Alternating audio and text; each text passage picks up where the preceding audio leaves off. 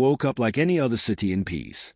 The streets were calm, the sun rested gently on its old stone buildings, and people walked with no idea that history was about to change forever. Yet beneath that quiet morning, nerves were tightening. Soldiers moved with unusual urgency, and whispers of danger hung in the air.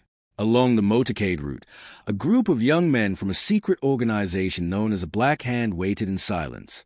Their pockets carried pistols and bombs. Their hands trembled. Their mission was simple, yet deadly: assassinate Archduke Franz Ferdinand, heir to the Austro-Hungarian throne. Every heartbeat brought the royal car closer. As the Archduke's car approached the Latin Bridge, one of the conspirators stepped forward and hurled a bomb. But fate twisted. The device bounced off the car's folded roof and exploded beneath the next vehicle behind it. Shouts filled the street. Panic ripped through the crowd.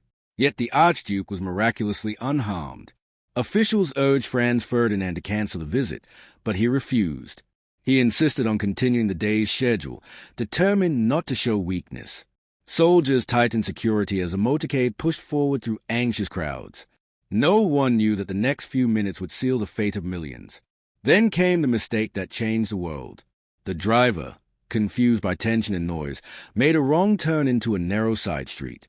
He stopped to reverse, and standing just meters away, by pure coincidence, was a young man who thought he had already failed, Gavrilo Princip.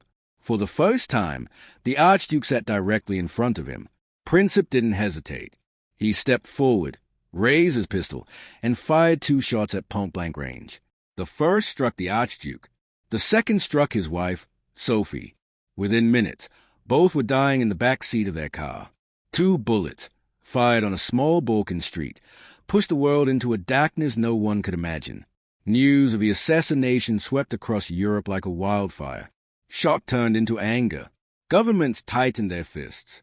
Alliances snapped into action. Diplomats sent urgent telegrams.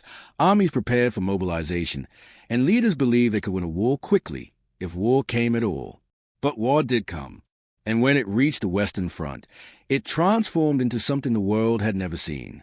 Soldiers dug deep trenches that stretched for miles. Mud swallowed boots. Rats crawled through shattered earth. Artillery fire shook the ground day and night. Hope faded into survival. The battles that followed were unlike anything in human history. At Verdun in the summer, entire landscapes were erased by artillery. Men charged through curtains of smoke, only to fall in fields of fire. Machine guns tore through waves of soldiers. The cost was measured not in victories, but in lives lost by the thousands each day. By 1918, the world was exhausted. Nations were starving, armies were broken, and families waited for loved ones who would never come home.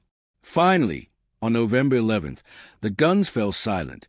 After 4 years of unimaginable destruction, the war ended, leaving behind a world forever changed. Peace negotiations began in Paris, where world leaders gathered to shape the future. In the hall of mirrors at Versailles, they signed a treaty meant to bring stability. Instead, it redrew borders, punished nations harshly, and planted new seeds of resentment. The war had ended, but its consequences were far from over.